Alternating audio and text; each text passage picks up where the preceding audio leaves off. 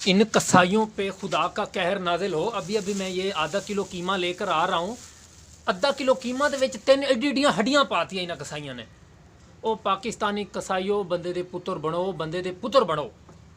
एक तो गरीब जो तबका है वो कभी कभार मेरे वर्गा जो है एक गरीब किस्म का बंदा जो कभी कदार कीमा पा दिंदा, उतों तुम एड्डियां हड्डियां पा देंगे हो। नहीं, यह हड्डियां जिहड़ियां तुसीं एड्डी वड्डियां हड्डियां पाते हैं। मैं कट के सारे इन तमाम लोगों को जो मैं ये हड्डियां भी दिखाऊंगा। मुझे एक बात की समझ नहीं आती, वो 500 ग्राम होता है आधा किलो, उसमें आप लोग जो है ना वो 3-4 हड्डियां डाल दो, पीछे रह जाता है 200 ग्राम। 100 ग्राम की तुम 3 हड्डियां पाते हैं, पीछे रह गई ने 200 ग्राम।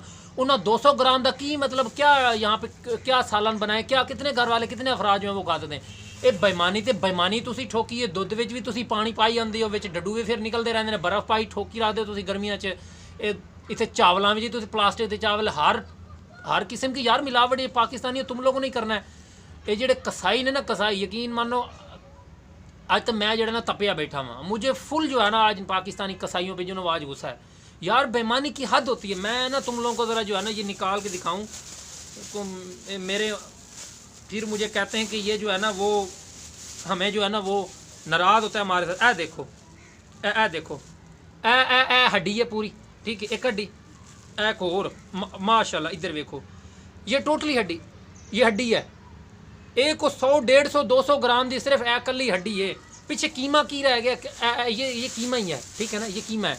पीछे मुझे बताएं कीमा रह क्या गया। आप लोगों ने जो 3-3, 4-4 हड्डियाँ जो बीच में जो है डाल दी हैं।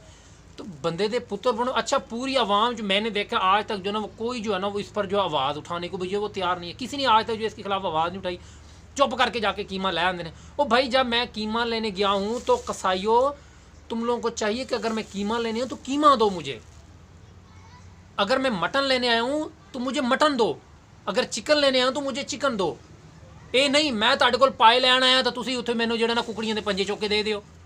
को बंदे दे पुत्र बनो, बंदे दे पुत्र कसाईओ। तुसीं क्यों लित्तर खाने। मेरी हुकूमत एवें इत्थे आ गई ने पाकिस्तान, यकीन माने अगर मेरी हुकूमत आ गई मैं सब तो पहले जिहड़े ना तुहाडे पावे कट के ना उत्थे रख देने ने। मैं कहना इन्हां नूं लै जाओ मुफ्त। तो इंसानों वाली तुम लोग जो है वो हरकतें करो। कोई जो है ना वो इंसाफ नाम की जो है ना यहाँ पे जो है ना पाकिस्तान में जो है ना वो चीज़ नहीं है। हर चीज़ में जो है हम मिलावट करें, हर इन उल्टे कामों में हम जो है ना वो आगे आगे हैं। इन्हें कसाइयां की ताज जेह्ड़े ने मैं छतरोल करनी है। मैनू इतना सोटा लै आवां पहले, सोटा इतना सोटा भी नेड़े नहीं पे, नहीं तो लितर फेरने थे तू आज। यार हद होती है। ये देखें आधा किलो कीमा लेके आए हूँ, 200 रुपये किलो है पहले, और 3 हड्डियाँ इसमें से निकल गई। इतनी बड़ी बड़ी हड्डियाँ जो मैंने आपको एक ही हड्डियाँ एडी हड्डियाँ पा दे कुत्ते मारन वास्ते तुम विच पा देंगे हो। तो यार कुछ एहसास करना चाहिए इन कसाईयों का। तो तुसी जेड़ा छिल लाने के पीछे जेड़ा ना पे हुए हो। जे जो डिमांड की जाए, अगर कीमा लेने आए हो तो कीमा दो मुझे। ये हड्डी का की तसव्वुर है विच। चंगा तुसी नाप तोल विच भी जेड़ा ना कोई बेईमानी करी आउंदे हो, ठोकी आउंदे हो। जिथे तुहाडा दाल लगदा उत्थे तुसी दाल लाई आउंदे हो। ये चुप करके बोलता ही कोई नहीं है यार। आज तक कोई जो है ना किसी ने इस पर जो है आवाज़ नहीं उठाई। मैं क्या आज आंदे ही कीमा लैके आवां। मैं अम्मा ने क्या उन्नी देर तक पकाना नहीं है जिन्नी देर तक जो मैं इतने वीडियो बना के जो ना इन्हें कसाइयों की जी छतरोल ना करा। तमाशा लाया इन्होंने। किलो लवो कीमा तो 6 हड्डियां विच। यार हद होती है। गुस्सा तपाया पे। हुण इनू की मैं पकावां दसो, इनू की पकावां मैं। हड्डियां पकावां। ये 3 हड्डियां पाते हुण लड़िए सारे भरा आपस है। उन्हें कहना बोटी मैनू नहीं मिले, उन्हें कहना मैनू नहीं मिली। एक कसाइयों की वजह तो घर जोड़े ने फसाद पै रहे हैं। तो इन्हें मैं जोड़ा ना कसाइयों लित्तर पाना है। जोड़ा सानू लड़ा रहा तो असी उन्होंने फिर छड़ना नहीं है।